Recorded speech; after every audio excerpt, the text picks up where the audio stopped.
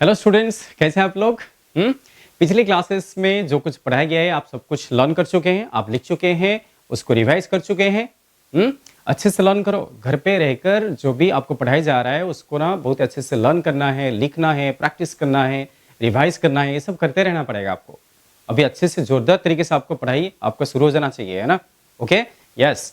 चलिए, last class हमने क्या लर्न किया था? लास्ट क्लास में हमने वेक्टर रिजोल्यूशन स्टार्ट कर दिया था। वेक्टर रिजोल्यूशन में 2D में कैसे रिजल्ट होता है, उसके लिए क्या क्या क्वेश्चन पुटअप हो सकता है। मैंने आपको होमवर्क भी दिया था। होमवर्क मुझे सारे बच्चे भेजे नहीं है, कुछ बच्चे तो भेजे हैं बट सारे बच्चे नहीं भेजे हैं। होमवर्क जो है आप करके मुझे व्हाट्सअप कीजिए, आपको तो नंबर आया है, ठीक है ना?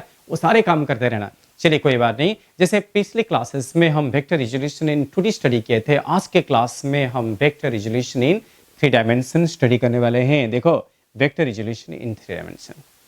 तो 3 डायमेंशन में आप कैसे रिजल्ट करेंगे, उससे पहले एक छोटा सा चीज है। देखिए बेटा, जो वेक्टर एडिशन का रूल आपको बताया गया था ना, जैसे कि triangle rule, parallelogram rule, polygon rule, है ना, वो हमेशा ध्यान में रखिए। और आप ये जरूर हमेशा ध्यान में रखिए, जिस जिस वेक्टर को ऐड करते हैं, आप जिस जिस वेक्टर को ऐड करेंगे तो वो दोनों तो सेम ऑर्डर में एक्ट होना जरूरी है। जैसे कि आप दो वेक्टर को ऐड करना चाहते हैं, ए वेक्टर को बी वेक्टर से ऐड करना चाहते हैं, तो ए वेक्टर बी वेक्टर क्या होना चाहिए? सेम ऑर्डर में होना चाहिए। है? या तो सी वेक्टर को डी वेक्टर में ऐड करना चाहते हैं तो C vector D vector same order में होना चाहिए। जो सेम ऑर्डर में होते हैं उनको हम ऐड कर देते हैं और रिजल्टेंट कौन मिलता है? जो रिवर्स ऑर्डर में होता है। जैसे कि सपोज हम ये दो वेक्टर ले रहे हैं, ये कौन सा वेक्टर है? ए वेक्टर है, देखो आप, और ये कौन सा वेक्टर है? बी वेक्टर है। ये दोनों को हम ऐड कर सकते हैं। एडिशन के लिए कंडीशन क्या है? सेम ऑर्डर में होना। सेम ऑर्डर मतलब एक का हेड को दूसरे का टेल मिलना चाहिए, हेड टेल का कॉम्बिनेशन होना चाहिए। ऐसा कॉम्बिनेशन है तो आप ऐड कर सकते हैं ना। सो ये जो लॉ था, कौन सा लॉ था? ट्रायंगल लॉ था। इसको हमेशा ध्यान में रखिए। सो ये है A vector plus B vector, तो रिजल्टेंट कौन सा आएगा? रिजल्टेंट इस ट्रायंगल को क्लोज करेगा। कैसे क्लोज करेगा? ऐसे क्लोज करेगा, रिवर्स ऑर्डर में क्लोज करेगा। सो ये वेक्टर ए है, ये वेक्टर बी है। Vector A plus vector B is equal to vector R. R मतलब रिजल्टेंट वेक्टर, या जो भी वेक्टर है ना, पर वो रिवर्स ऑर्डर में होना चाहिए। समझ पा रहे हैं? यस। अगर आप ये बात को ध्यान में रखें, चलिए हम आगे बढ़ते हैं। आगे हम सॉल्व करना चालू कर देते हैं। तो कुछ करने से पहले आप ये डायग्राम को देखो। अगर आपको 3D रिजोल्यूशन समझना है तो आपको 3 डायमेंशन में इमेजिन करना पड़ेगा। इमेजिनेशन बहुत इंपॉर्टेंट है। 3D में कभी कभी बच्चे इमेजिन करना उनके लिए डिफिकल्ट हो जाता है, 2D में तो इमेजिन कर लेते हैं। जैसे लास्ट क्लास हमने रिजोल्यूशन 2D में स्टडी किया था। 2D में क्या होता है? एक ही प्लेन होता है, बस एक ही प्लेन होता है ना।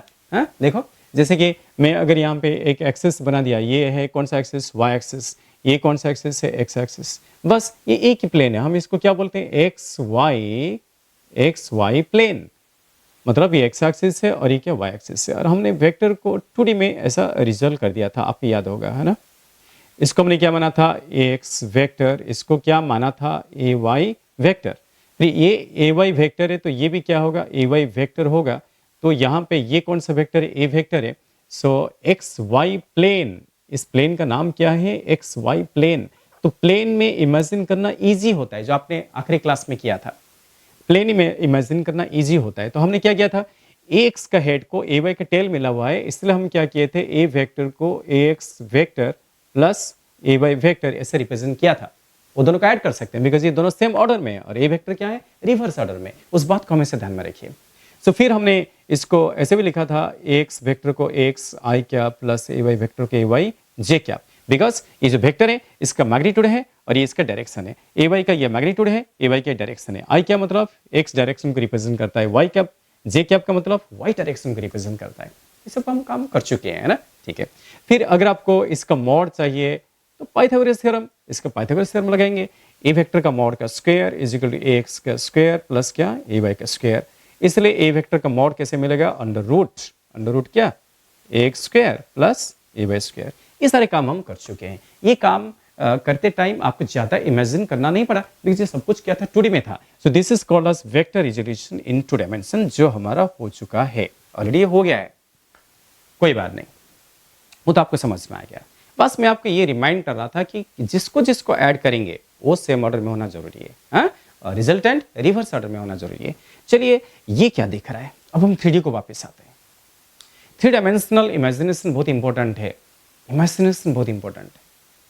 आइंस्टाइन क्या बोले थे? अल्बर्ट आइंस्टाइन ने बताए थे कि imagination is the source of knowledge, है ना? क्या? Imagination is the source of knowledge. अगर आप इमेजिन नहीं कर पा रहे हैं तो आप थॉट प्रोसेस कैसे डेवलप करेंगे? आपका थॉट प्रोसेस का डेवलपमेंट के लिए आपका इमेजिनेशन पावर बहुत अच्छा होना चाहिए, है ना? और ये आपको ही करना पड़ेगा, ये आपको कोई सिखा नहीं सकता, है ना? आप ही इमेजिन करेंगे।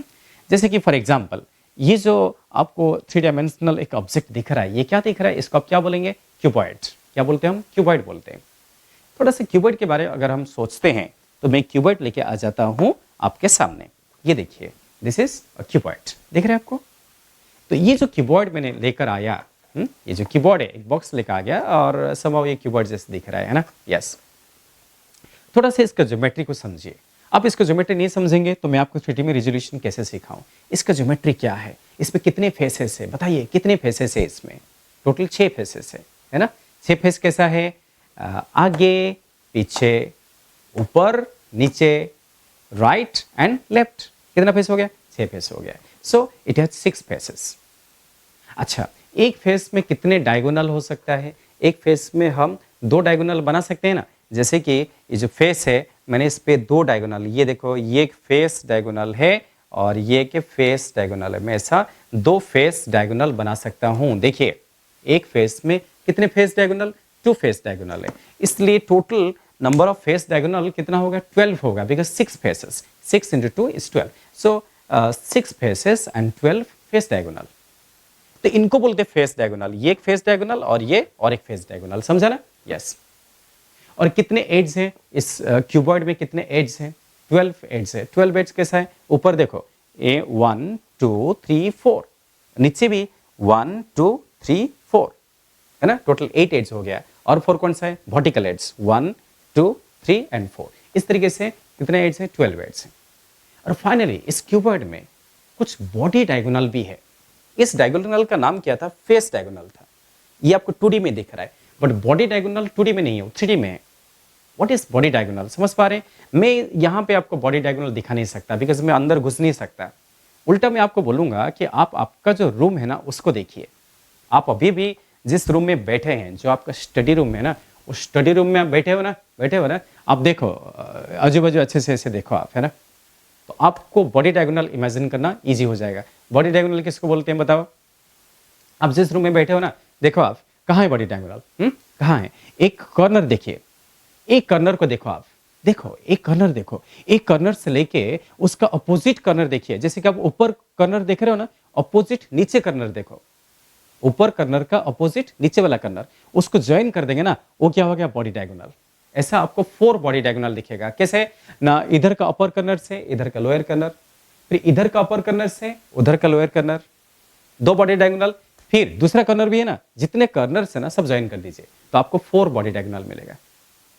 सो क्यूबॉइड में कितने कॉर्नर है? क्यूबॉइड में टोटल 1 2 3 4 5 6 7 8, टोटल 8 कॉर्नर है ना? और हर 2 कॉर्नर को जोड़ते रहेंगे तो टोटल कितने बॉडी डायगोनल बनेगा? 4 बनेगा, है ना? यस। समझ में आ गया?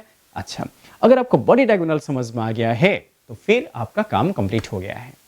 तो जिस रूम में आप बैठे हैं उस रूम को बेस बना के, उस रूम को एक सिचुएशन बना के आप बहुत आसानी से 3D रेजोल्यूशन समझ सकते हैं। उस रूम का आप रेफरेंस लीजिए। उस रूम में इस कॉर्नर, जैसे कि आप जो रूम में बैठे हैं ये वो रूम है। आप जो रूम में बैठे ना उसको मैंने सामने ले लिया। ओके, आप अभी इमेजिन करो, आप रूम में बैठे हो, इमेजिन करो। मैंने क्या किया? एक वेक्टर को ऐसे रिप्रेजेंट किया। ये हो वेक्टर, देखो ये है वेक्टर ए है। और ये वेक्टर कैसा है? ए वेक्टर को मैंने बॉडी डायगोनल बना दिया। क्यों ना? मैंने एक कॉर्नर से उसका अपोजिट कॉर्नर को लेके जोड़ दिया, उससे बना दिया वेक्टर, उसको ज्वाइन किया हमने। सो उसके बाद हम एक काम करते हैं, यहाँ पे एक्सेस भी ड्रॉ कर लेते हैं, क्योंकि हम 3 डायमेंशन में रिजॉल्व करने वाले हैं तो हमें 3 एक्सेस लेना पड़ेगा। सपोज ये हमारा एक्स एक्सेस है, ये कौन सा है? वाई एक्सेस, और ये कौन सा है? Z axis. देखिए ये तीनों एक्सेस जो है 3 डायमेंशन में है। समझिए, मैं ना ये सब कुछ एक बोर्ड में रिप्रेजेंट कर रहा हूँ। मेरा जो बोर्ड है, जो व्हाइट बोर्ड आपको दिख रहा है, ये 2 डायमेंशन में है। मैं 2D में 3D का डायग्राम ड्रॉ किया हूँ, है ना? तो थोड़ा सा आपको इमेजिन अच्छे से करना पड़ेगा। क्या बेटा, ये जो एक्स एक्सिस मैंने बनाया, क्या ये एक्स एक्सिस ऐसा है, उस तरफ है? क्या ये एक्स एक्सिस बोर्ड के अलॉन्ग है, दैट मीन्स इस वॉल के अलॉन्ग है? नहीं, ऐसा नहीं है। ऐसा नहीं है। कैसा है देखिए, उसके लिए फिर मैं मार्कर लेके आता हूँ। सो एक्चुअली जो तीनों एक्सिस है वो कुछ इस प्रकार का है। देखिए कुछ ऐसा है, ये देख लो आप, समझ पा रहे हो, समझ पा रहे हैं? ये देखिए कैसे दिख रहा है, कैसे दिख रहा है?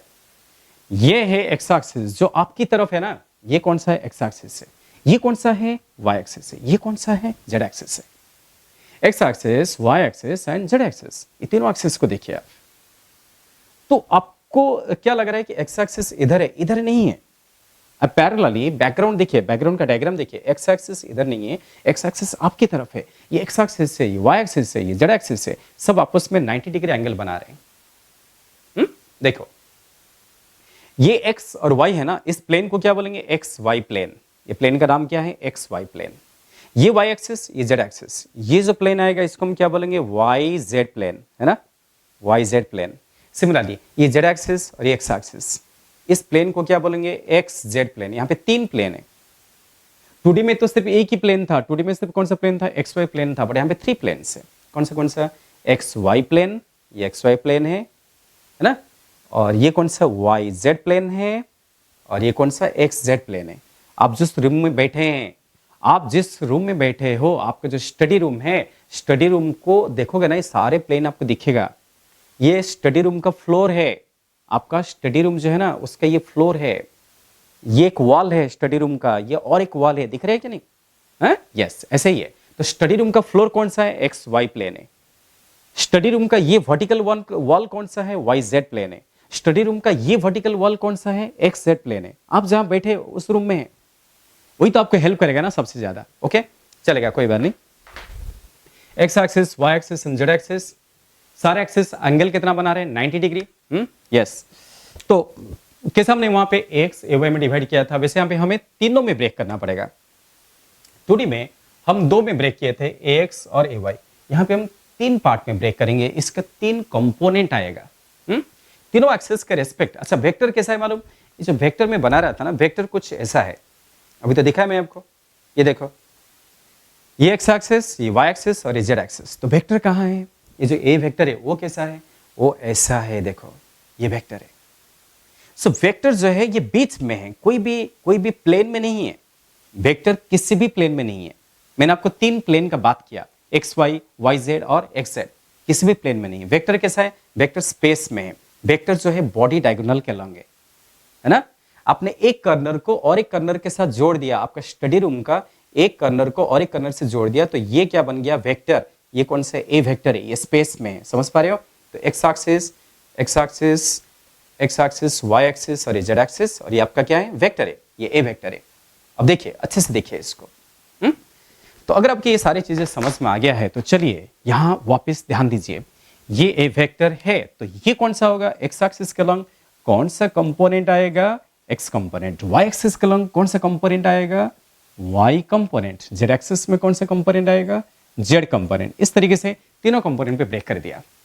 चलिए इसको हम क्या करते हैं? 1 बाय 1 एडिशन करते हैं। अब जानते हो कि हम जो है तीनों को डायरेक्टली ऐड नहीं कर सकते।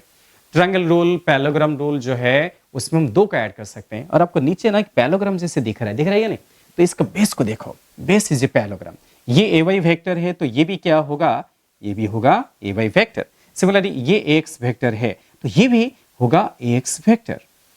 देखो मैंने आपको बताया था कि जो जो वेक्टर सेम ऑर्डर में है उनको ऐड कर देना पड़ता है। तो कौन कौन सेम ऑर्डर में है? कौन से वेक्टर सेम ऑर्डर में? यस देखिए कौन से वेक्टर सेम ऑर्डर में? एक्स वेक्टर का हेड ए वाई के टेल से मिला हुआ है, इसलिए वो दोनों सेम ऑर्डर में हैं। तो इसलिए इन दोनों को ऐड कर देते हैं, तो रिजल्टेंट कौन मिलेगा? जो रिवर्स ऑर्डर में ड्रॉ होगा, ये है रिजल्टेंट। इन दोनों को ऐड करेंगे ना तो ये मिलेगा। तो इसलिए इसका नाम क्या लिखना पड़ेगा?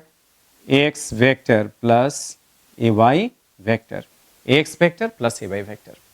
तो ये दोनों का ऐड किया तो ये मिल गया, है ना। अब जो x vector plus A Y vector आया उसको हमें ऐड करना है किसके साथ? ए जेड के साथ, है ना।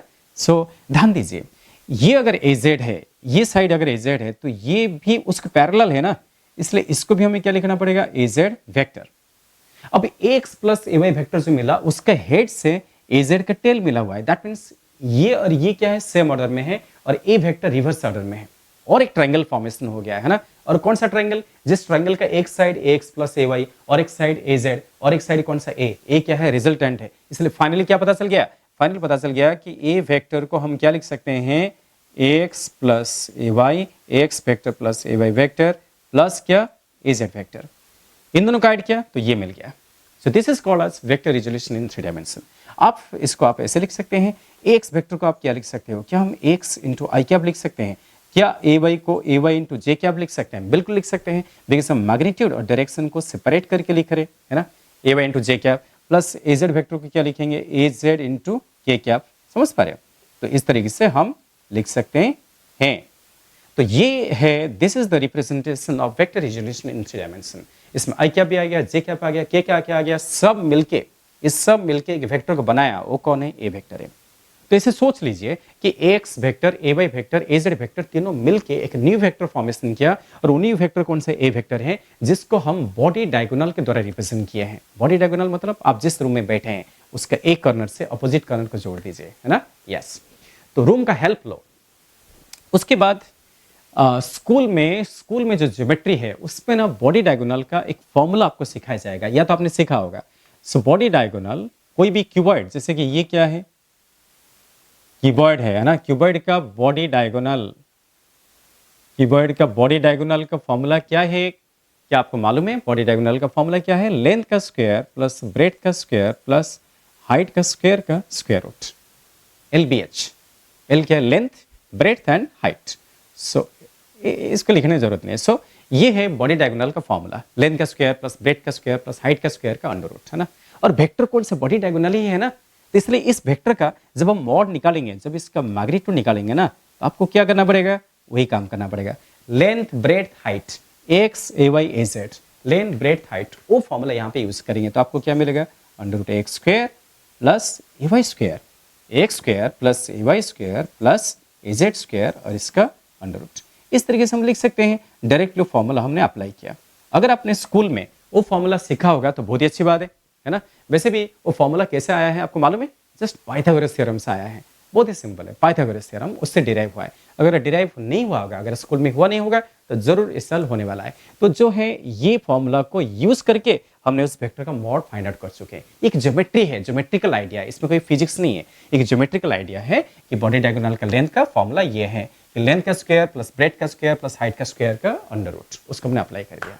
ओके बेटा, चलेगा। So all these are the theory for vector resolution in 3 dimension. Okay, अगर आपको समझ में आ गया है तो इसको अच्छे से नोट डाउन कर लीजिए। इसको बिल्कुल अच्छे से नोट डाउन कीजिए। नोट डाउन नहीं करेंगे तो आप रिवाइज कैसे करोगे? ओके बच्चे, आप इसको लिख लिए। तो एक चीज तो फाइनली पता चल गया कि आप अगर किसी भी वेक्टर का मॉड निकालना चाहते हैं, उसका मैग्नीट्यूड निकालना चाहते हैं या उसका लेंथ निकालना चाहते हैं, तो ये सब कुछ ज्योमेट्री पे बेस करता है। पूरी तरफ से ज्योमेट्रिकल है ना।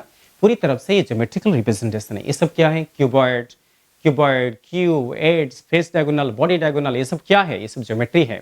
और अल्टीमेटली हम यहाँ पे बार बार पाइथागोरस थ्योरम यूज कर रहे हैं। तो पाइथागोरस थ्योरम से ही तो ये फॉर्मूला आया है ना। तो दैट मीन्स अगर आपको वेक्टर का मॉड चाहिए तो आप क्या करना पड़ेगा? आपको आई कैप का कोफिशिएंट, जे कैप का कोफिशिएंट, के कैप का कोफिशिएंट, इनको स्क्वायरिंग करेंगे, ऐड करेंगे और रूट ले लेंगे। उससे आपको मिलेगा क्या मिलेगा? Magnitude of the vector. Okay बच्चे, सब ध्यान में आ गया, समझ में आ गया? ठीक है, इसको मैं इरेज कर लेता हूं। तो अभी हम क्या करेंगे? इस पे कुछ क्वेश्चन डिस्कस करेंगे। हाँ, सो वेक्टर रिजोल्यूशन को लेके डिस्कशन चालू है। अभी आपको ये होपफुली समझ में आ गया होगा। तो फिर हम चलते हैं कुछ क्वेश्चन डिस्कशन करने को। ठीक है, सोचिए, सपोज आपको ऐसे दिया है vector A is equal to 2i cap minus 3j cap plus k cap, इस तरीके से दिया है। तो आप कंफर्म हो गए हैं कि ये जो वेक्टर है ना, ये 3 डायमेंशन में रिप्रेजेंट किया गया है ना। तो यहाँ पे आई कैप है, जे कैप है, के कैप है। सो आप इसको कंपैरिजन करेंगे तो आपको ए एक्स कितना मिलेगा? एक्स मिलेगा 2, बिकॉज आई कैप का कोफिशिएंट 2 है। सिमिलरली ए वाई क्या मिलेगा? -3 और ए जेड क्या मिलेगा? 1। सो इस तरीके से आप कोफिशिएंट को ऐसे रिप्रेजेंट कर सकते हैं। ठीक है ना। तो उसी प्रकार से आपको वेक्टर बी भी दिया है। सो वेक्टर बी दिया है आई कैप माइनस जे कैप माइनस 2k कैप, है ना। तो फिर उस हिसाब से bx कितना आएगा इस वेक्टर का, ये आपको पहले आइडेंटिफाई करना पड़ेगा, है ना। So bx will be equals to 1, by कितना होगा -1 और bz will be equals to -2। इस तरीके से हम रिप्रेजेंट कर सकते हैं, ठीक है। तो क्वेश्चन क्या पूछा गया है, फर्स्ट क्वेश्चन ये है, what is the direction of a plus B vector, जैसे कि a vector plus b vector, उसका जो है ना डायरेक्शन चाहिए। सो क्वेश्चन ये है, डिटरमाइन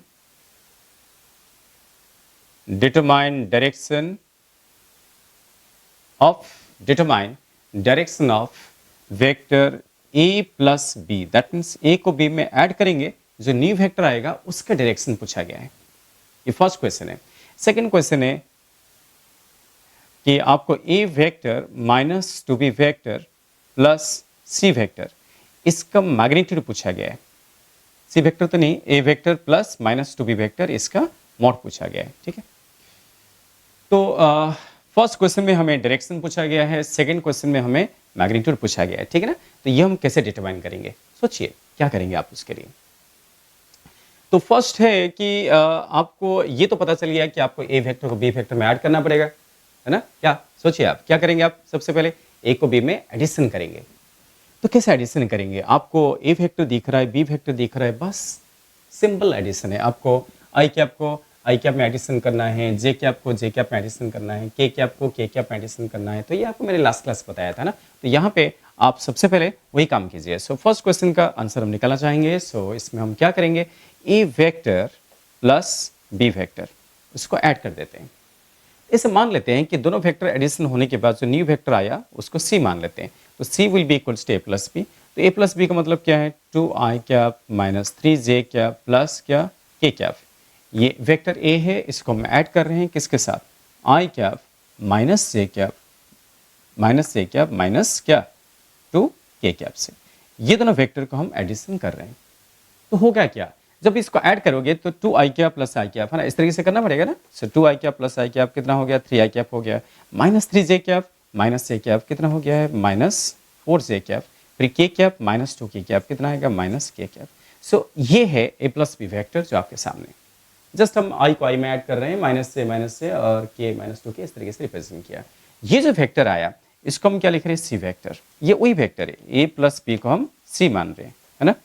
देखिए तो आपको उसका डायरेक्शन चाहिए, ए प्लस बी का डायरेक्शन चाहिए, मतलब सी वेक्टर का डायरेक्शन चाहिए। आपको मैंने क्या बोला था, कौन सा वेक्टर है जो डायरेक्शन को रिप्रेजेंट करता है, यस बोलिए कौन सा वेक्टर है, उसका नाम क्या बोला गया था, यस उसका नाम क्या है, उसका नाम है यूनिट वेक्टर।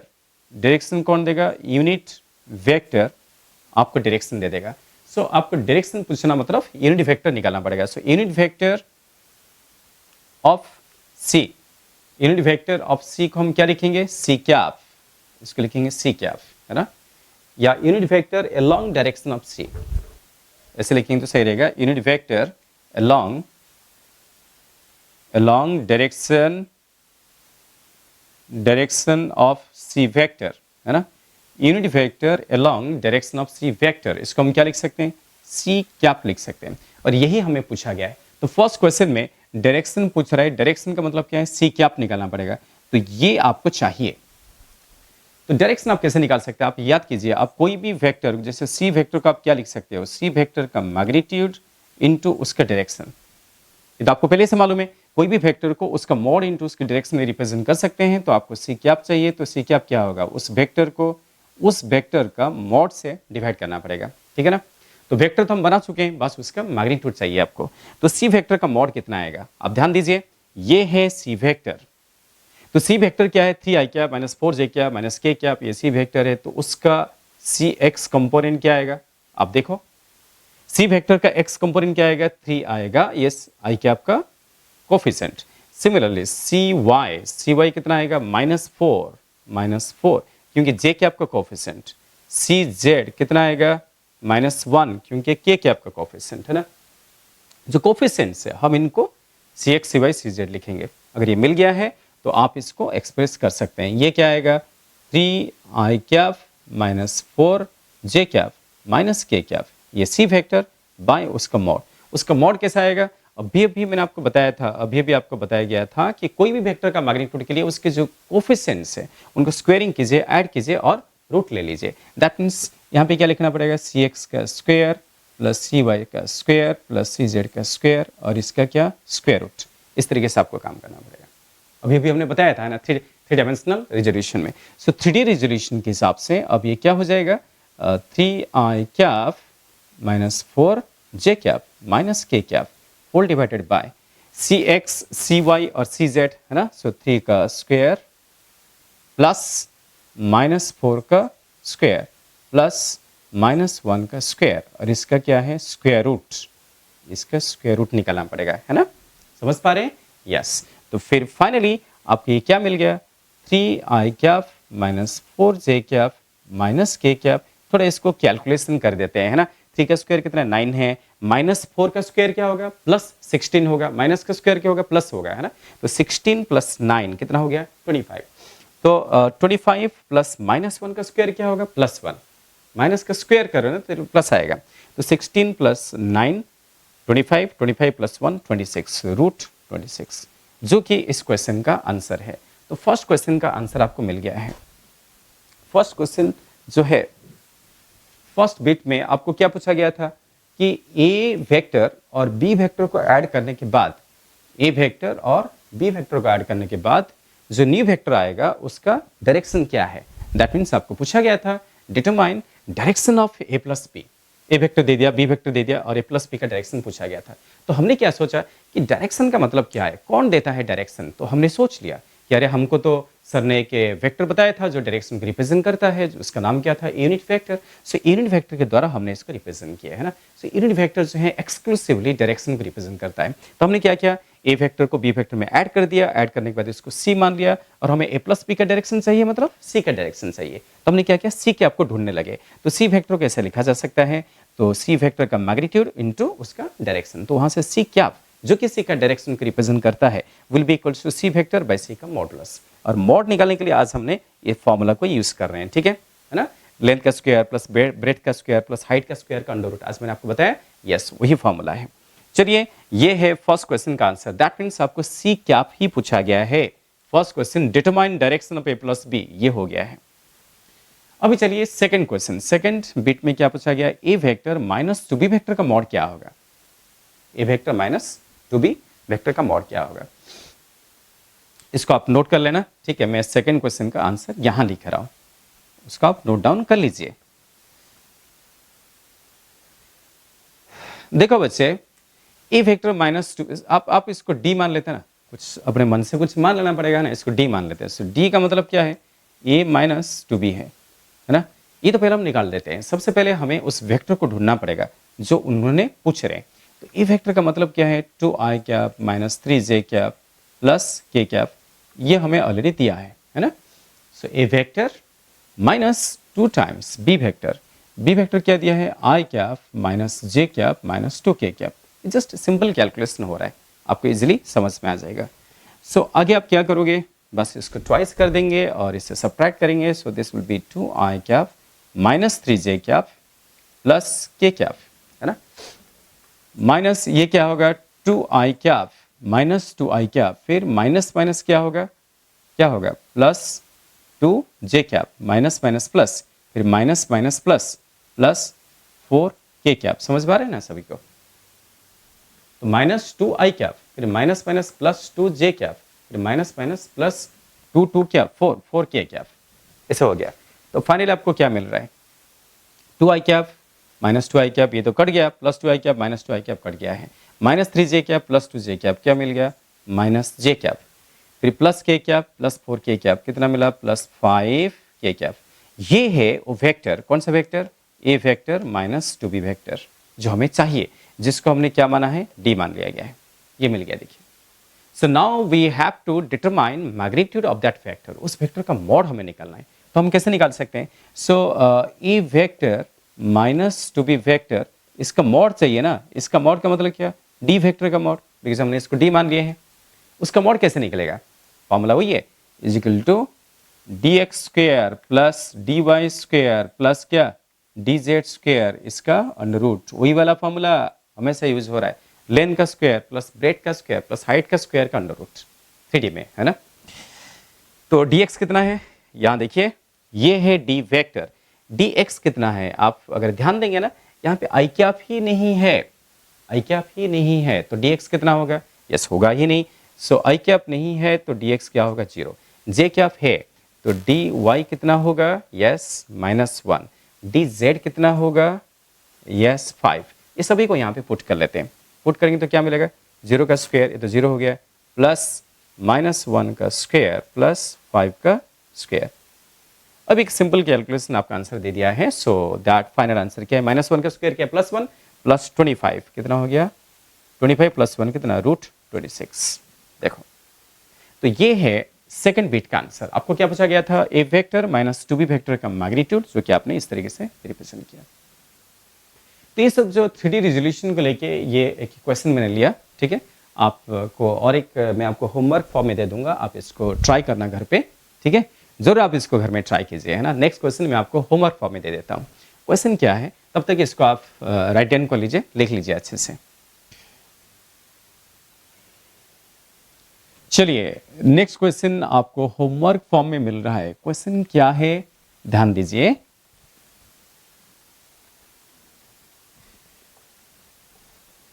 इसको नोट कर लीजिए। क्वेश्चन 2 जो आपको घर में करना है होमवर्क, यहां पे आपको क्या दिया है, वेक्टर ए दिया है। सो वेक्टर ए दिया है आई कैप माइनस जे कैप, वेक्टर बी दिया है 2i cap plus 4k cap plus 4k cap, ये बी वेक्टर दिया है। और सी वेक्टर दिया है i cap plus 3j cap minus 4k cap ऐसे दिया है। ए वेक्टर, बी वेक्टर और सी वेक्टर तीनों आपके सामने हैं। तो कुछ क्वेश्चन पूछे गए हैं। फर्स्ट क्वेश्चन है डिटरमाइन डायरेक्शन ऑफ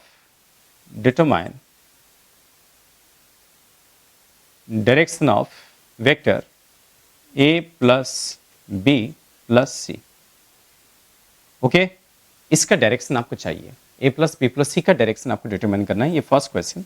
और सेकंड क्वेश्चन है कि आपको मैग्नीट्यूड पूछा गया है, A vector minus 2b vector plus 3c vector, ये जाएगा, इसका मॉड क्या होगा, ये क्वेश्चन है, ठीक है।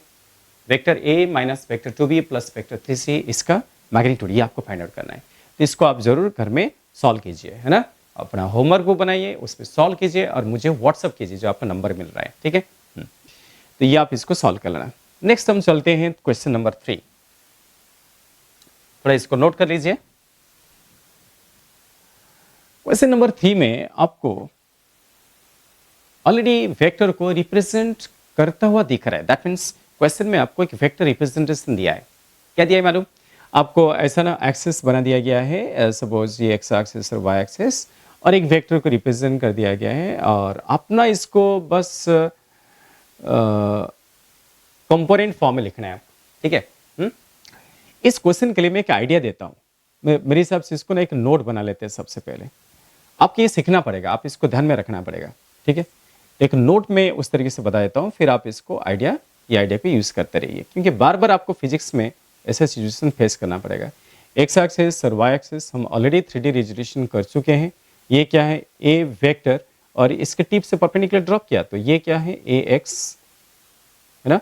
और यहाँ परपेंडिकुलर ड्रॉप किया वाई एक्सिस में तो ये क्या बन गया, ए वाई, ये हम पढ़ चुके हैं, ठीक है।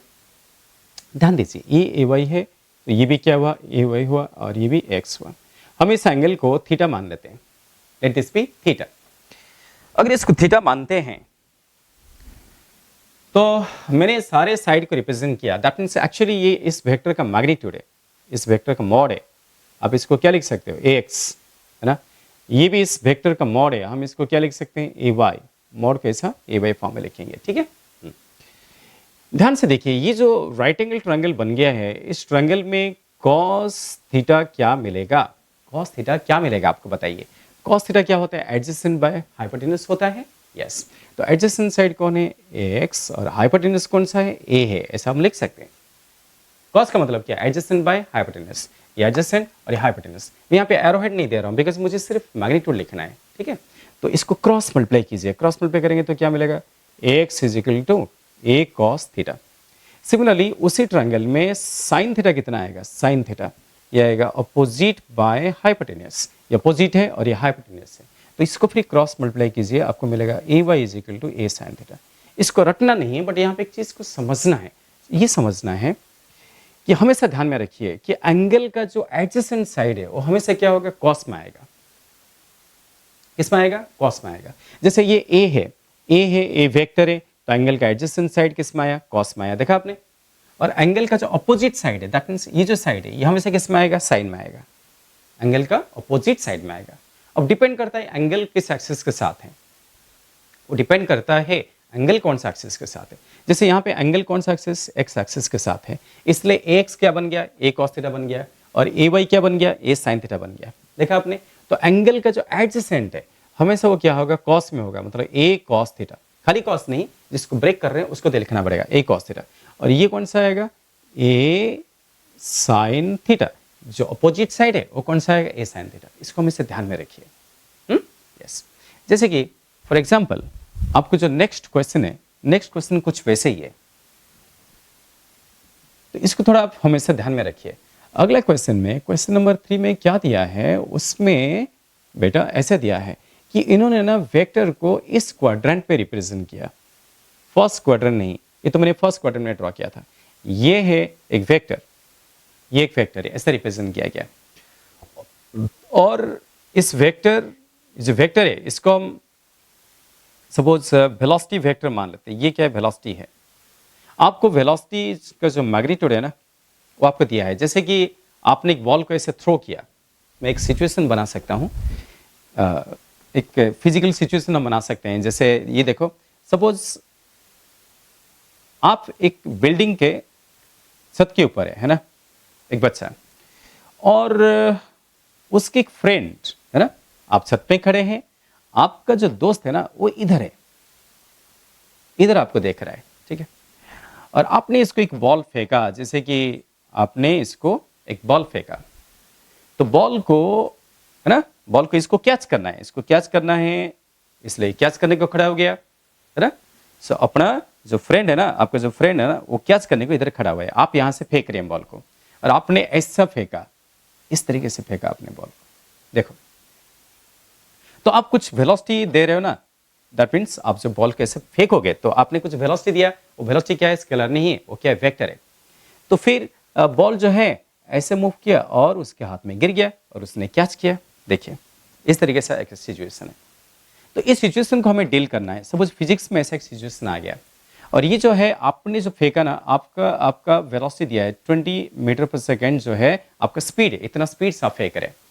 सो दैट मीन्स यहाँ पे क्या है, वेलोसिटी वेक्टर जो है उसका जो मैग्नीट्यूड है, जो मॉड है, वो कितना है, 20 मीटर पर सेकेंड, ये आपको दिया है, ये क्वेश्चन है। तो हमें यहाँ पे इसको वेक्टर फॉर्म में रिप्रेजेंट करना है। आपको और भी दिया है, आपके यहाँ पे एंगल दिया है कि वर्टिकल के साथ, ये कौन सा लाइन है, वर्टिकल लाइन है, वर्टिकल लाइन के साथ, वर्टिकल एक्सिस के साथ आपने 60 डिग्री एंगल में थ्रो किया। जो वर्टिकल लाइन है ना उसके साथ, that means Y axis, suppose हमने इसको वाई एक्सिस बना लिया, इसको कौन सा, एक्स एक्सिस बना लिया है ना, तो वाई एक्सिस के रेस्पेक्ट आपने 60 डिग्री में फेंका। तो नाउ क्वेश्चन क्या है कि how to represent the velocity in vector form, how to represent velocity in vector form. Okay, so question ये है कि रिप्रेजेंट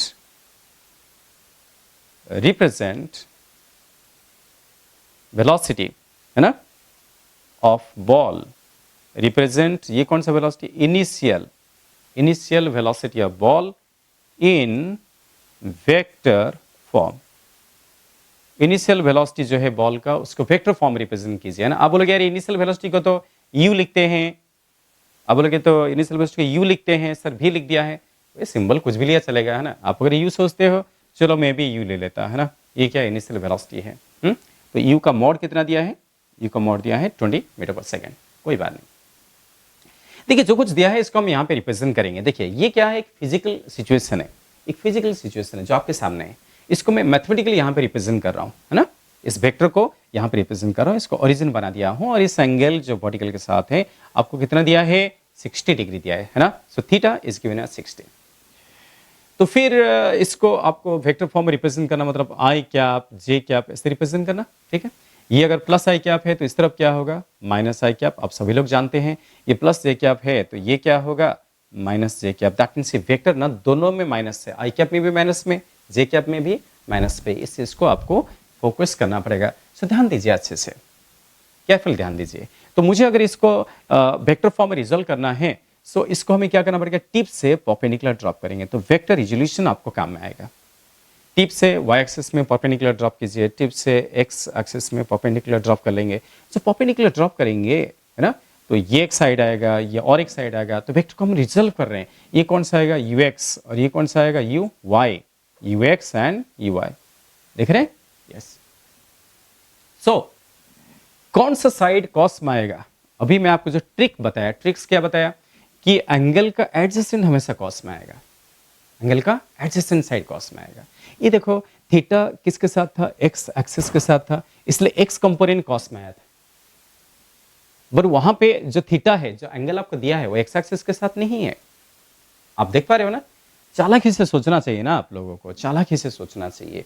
ध्यान दीजिए, यहाँ जो एंगल है ये वाई एक्सिस के साथ है और मैंने जो बनाया था वहां पे एंगल एक्स एक्सिस के साथ है, इसलिए एक्स कंपोनेंट को हम कॉस लिख रहे थे और वाई को साइन लिख रहे थे। यहाँ पे एंगल तो वाई के साथ है ना, तो कॉस आपको किसको लिखना पड़ेगा, आपको मालूम है कि एंगल का एडजेसेंट हमेशा कॉस होता है और एंगल ही वाई के साथ है, इसलिए ये क्या होगा, कॉस में होगा, बिकॉज एंगल इस तरफ है। तो यू वाई क्या होगा, यू कॉस 60 लिख सकता हूं, देखो।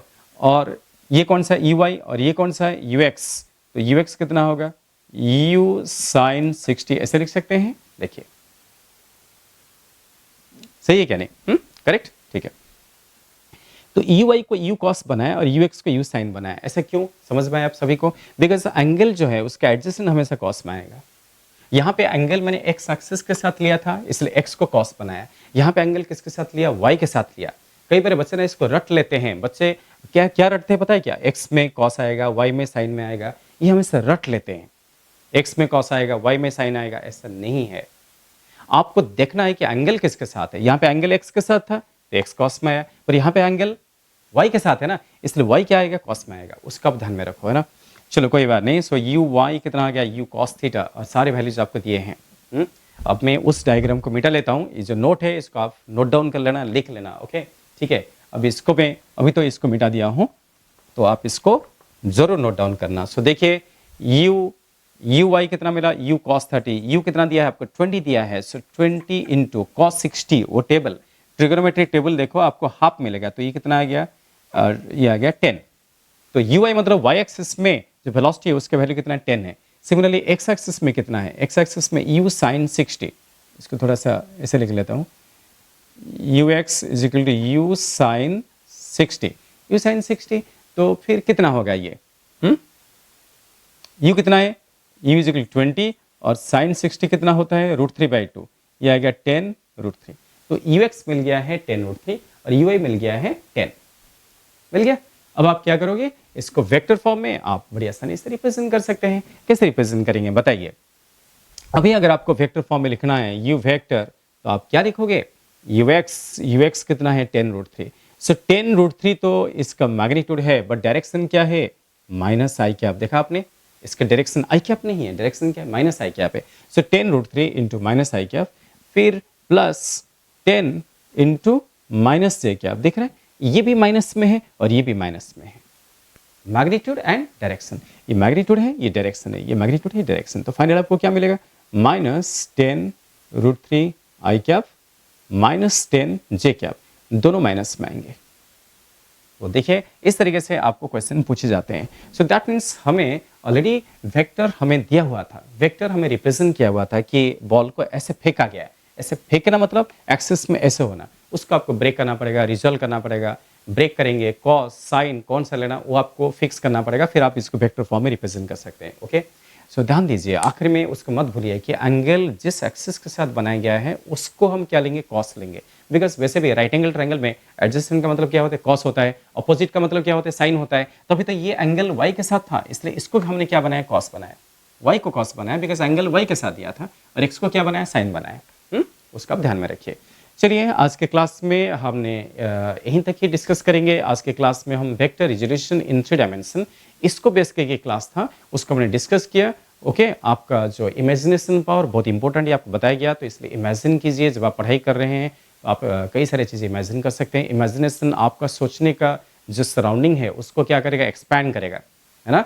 यस। और प्रैक्टिस करते रहिए, राइटिंग प्रैक्टिस बहुत इंपॉर्टेंट है। चलिए नेक्स्ट क्लास हम जो है वेक्टर को क्या करेंगे, प्रोडक्ट करेंगे। ये क्या हो गया, एडिशन हो गया, सब्ट्रैक्शन हो गया, ये रिजोल्यूशन हो गया ना। तो अगले क्लास क्या करेंगे, वेक्टर का प्रोडक्ट करेंगे। ठीक है, ये आपका वेक्टर अलजेब्रा चल रहा है। ये जो चल रहा है ना उसका नाम क्या है, वेक्टर अलजेब्रा। ठीक है, सो इसको अच्छे से लर्न कीजिए। अगर डाउट्स डिफिकल्टीज हैं तो आप मुझे कॉन्टैक्ट कीजिए। ओके ओके बेटा, थैंक यू, बाय बाय।